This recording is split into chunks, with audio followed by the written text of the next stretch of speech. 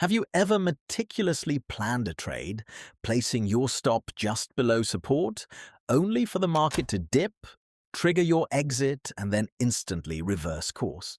It feels as if the market deliberately targeted your stop, kicking you out before rocketing in your intended direction, leaving you utterly frustrated. This common, frustrating experience often leaves traders wondering if their stop losses are somehow visible, making them feel like targets. In reality, this isn't just bad luck or paranoia. There's a mechanical reason why these situations occur so frequently in the crypto space. We'll uncover how the cryptocurrency market essentially functions as a vast liquidity-seeking machine, turning your stop losses into prime targets for larger players. Understanding this dynamic is crucial, and we'll explore practical strategies to prevent your trades from consistently becoming that sought-after liquidity. Many traders believe price movements are primarily driven by news headlines, fundamental analysis, or speculative hype. While these factors certainly influence the broader market, the short-term, trade-by-trade fluctuations are governed by a much more fundamental force. That force is the intricate process of order, matching, and critically, market liquidity. Simply put, liquidity refers to how easily a significant amount of an asset can be bought or sold without causing a drastic price change. If you're looking to purchase a small quantity of Bitcoin, there are usually ample sellers available, allowing your order to be filled effortlessly. However, the situation changes dramatically when a large institutional investor, often called a whale, attempts to acquire a substantial position. If they simply execute a massive market order, they risk pushing the price significantly higher against themselves, resulting in unfavorable execution. This approach would lead to poor average fill prices, making it an inefficient way for big players to accumulate or offload assets. So, these major market participants face a critical question when planning their large-scale transactions. Where can they find a substantial pool of traders who are compelled to buy or sell? The market's movements are not solely driven by sentiment, but by a mechanical process of order matching and the availability of liquidity. Liquidity refers to how easily a significant position can be bought or sold without causing a drastic change in price. This leads to a fundamental principle. Price doesn't necessarily gravitate towards an intrinsic fair value. Instead, price is drawn towards areas where there is ample liquidity, specifically where large clusters of orders are poised to be activated. Consider your own stop-loss order, a tool you set for personal protection against excessive losses. You perceive it as a safety net, an automatic exit point that limits your financial exposure and keeps you secure. However, for exchanges and major market players, your stop-loss holds a very different meaning. It represents a commitment. If you hold a long position, your stop-loss is effectively a future market sell order waiting to be triggered. Conversely, if you're short, it transforms into a future market buy order, ready to execute automatically. While the order book displays visible limit orders, your stop-loss, along with thousands of others, remains hidden from public view. These concealed orders are like hidden charges, lying dormant beneath the market's surface. When the price eventually reaches these specific levels, these latent orders instantaneously convert into active market orders, causing a sudden impact. Most traders follow similar basic guidelines, placing stops just below support for long trades or slightly above resistance for shorts. They also tend to use easy-to-remember, rounded price points as their reference for these stops. This collective behavior results in a concentration of stop losses, forming large pools of future market orders that whales view as a prime source of liquidity. So, who exactly is behind this stop-hunting activity? It's typically not a single malicious individual fixated on your small trade. Instead, these are collaborative groups of market participants, all driven by the same fundamental incentives. These groups include institutional whales, making massive trades along with market makers and liquidity providers constantly quoting prices. Algorithmic traders and sophisticated bots are also part of this, continuously scanning the market for liquidity patterns. All these major players confront a common challenge. Simply executing a huge market order would severely impact their entry price. Such large orders would eat through the available order book, leading to a significantly worse average price than intended. Therefore, they strategically inquire, where are participants compelled to either buy or sell, regardless of their personal preference? This critical question points directly to areas where stop losses and forced liquidations are concentrated. If a substantial entity can drive the price down into a region heavy with long stop losses, those traders are forced to exit. Their triggered stops transform into market sell orders, providing the large player with all the necessary liquidity they desire. The very same principle applies to short positions, where stops are typically placed just above key resistance levels. This perspective reveals that stop hunting isn't merely malicious manipulation, it's a calculated tactic. It represents a logical strategy within a trading environment where sheer size and accessible liquidity dictate success. To illustrate how this mechanism truly unfolds, let's consider a straightforward scenario. Picture Bitcoin currently trading at $50,000 with a clearly visible support area around $49,500 on the charts. Many individual traders, observing this strong support, begin to open long positions, anticipating a bounce. Naturally, they place their stop-loss orders strategically just beneath this support zone, typically around $49,400, $49,300, or $49,200. From the perspective of available liquidity, this entire region below $49,500 now represents a substantial concentration of stop-loss orders, a veritable buffet for market makers. Now, imagine a large institutional investor, often referred to as a whale, aims to establish a significant long position in Bitcoin. This whale would prefer not to acquire all their desired volume at $50,000, as this would inevitably push the price higher against their own buying interest. Instead, they seek to purchase from participants who are compelled to sell, ideally at more favorable, lower price points. To achieve this, their first move is to initiate aggressive selling, systematically driving the price downwards from $50,000 through $49,800, $49,600, and finally to $49,500. As the price breaches this key support, other market participants observe the breakdown. This triggers panic selling from some and encourages others to open short positions, intensifying the downward pressure. The price then dips slightly below the perceived support, hitting $49,400, which immediately activates the dense cluster of stop-loss orders. Long positions are now automatically closed, with each stop-loss transforming into a market sell order, adding to the existing selling pressure. This cascade causes the price to flush down rapidly, potentially reaching as low as $49,000 or even $48,800 in a swift movement. At these lower levels, the whale is strategically positioned. They have placed numerous limit buy orders, ready to absorb all the forced selling that is occurring.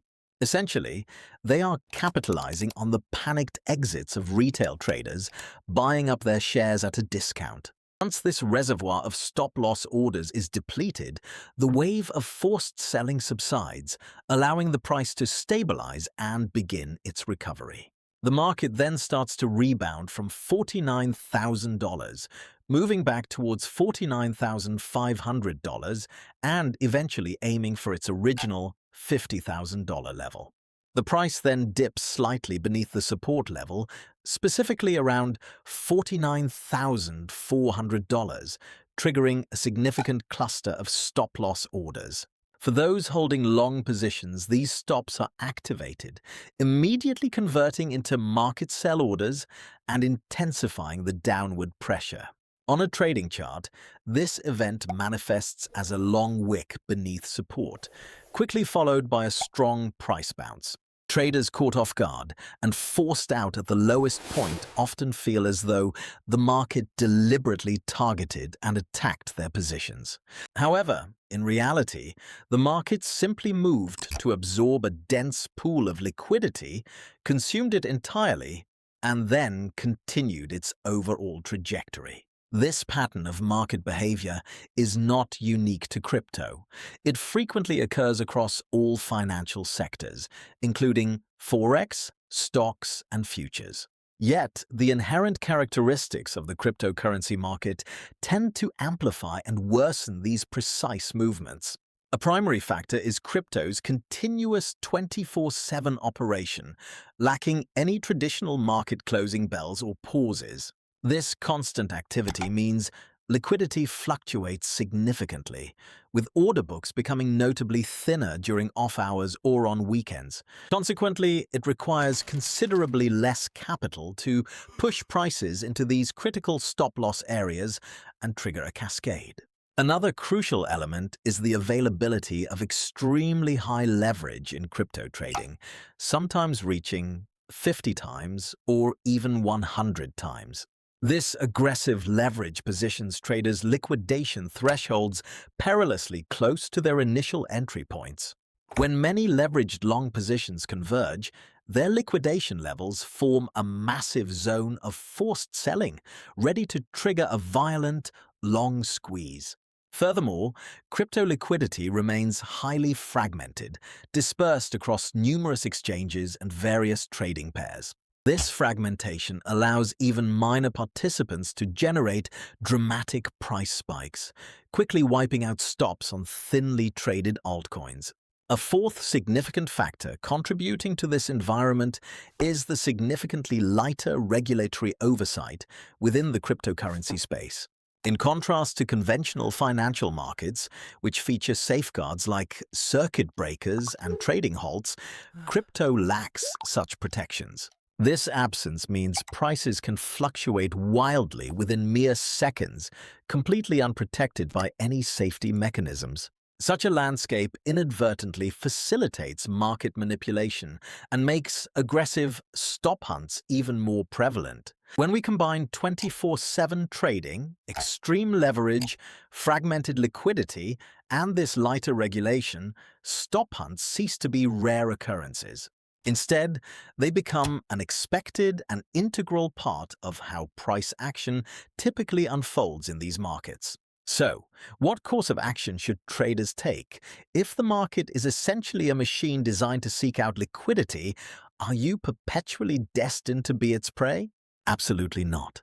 However, it necessitates a fundamental shift in your approach to setting stop-loss orders. The first crucial principle is to avoid placing your stop where the majority of other traders are likely to position theirs. When a prominent support or resistance level is clearly visible to everyone, it inevitably leads to a concentration of stop orders. It is precisely at these obvious points that price is most prone to aggressively push through, capture that available liquidity, and then reverse direction. Rather than simply placing your stop right below an obvious support, you should instead consider where the underlying premise of your trade truly becomes invalid. This might mean placing it below a higher time frame low, not just the nearest intraday swing.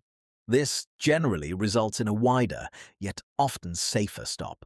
The second key principle involves adjusting your position size accordingly, rather than solely focusing on the distance of your stop.